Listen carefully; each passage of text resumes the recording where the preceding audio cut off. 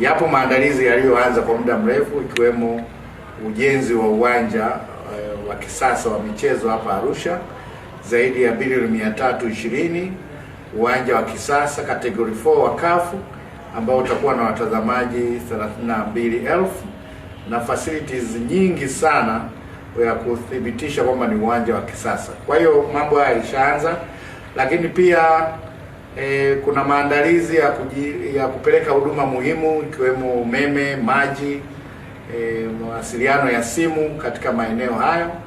Lakini hapo maandalizi ya ujenzi wa viwanja vya michezo kwa timu zote zitakapokuwepo hapa, lakini maandalizi ya ujenzi wa miundombinu ya barabara kuhakikisha kwamba tuna barabara nzuri za kufika katika uwanja huo. Kwa hiyo na maandalizi ya kuhakikisha kwamba mkusanyiko mkubwa wa watu unakuwa na uhakika wa afya za watazamaji, timu zitakazokuja na wananchi wa mkoa wa Arusha. Na ndio maana tumeweza kupitia serikali na hospitali ya Kanisa Asiliani kuwa na makubaliano na kwamba taasisi ya Jakaya Kikwete, taasisi ya moyo, imeweza kuja hapa Arusha na itakuwa ni kituo chao cha 6 hapa Tanzania kwa ajili ya kutoa matibabu ya moyo. Tunafahamu pia kwamba kuna swala la uundaji wa kamati ambazo umeziunda wewe mwenyewe. Ni kamati ngapi na zitakuwa hasa zikitekeleza majukumu yake katika maeneo gani na gani? Tunaunda kamati 7. Kamati ya kwanza lazima kuhakikisha pana ulinzi na usalama. Kutakuwa na kamati ya itifaki na mapokezi, kuelewa watu na hadhi zao, wanastahili wapi na kukaa wapi na nini. Kamati hii inaweza ikafanya hiyo kazi.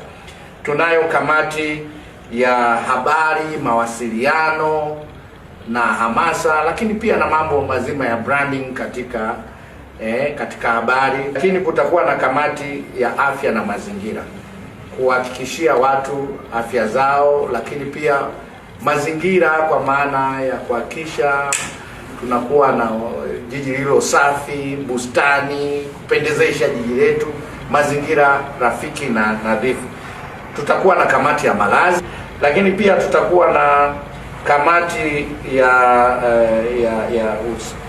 miundombinu na usafirishaji, lakini tutakuwa na kamati ya utalii na utamaduni na hospitality kwa ujumla. Lakini nini ambacho unataka Arusha iache alama katika AFCON ya Tanzania Afrika Mashariki 2027?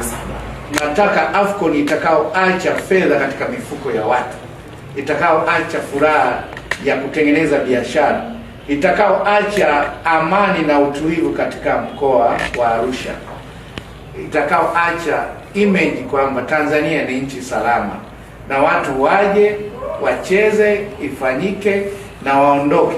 Lakini pia ni matarajio yangu ni AFCON ambayo kupitia CAF kwa usimamizi wake haitokuwa na manunguniko kwa timu zozote, kwa waamuzi, kwa waandaaji na kila kitu.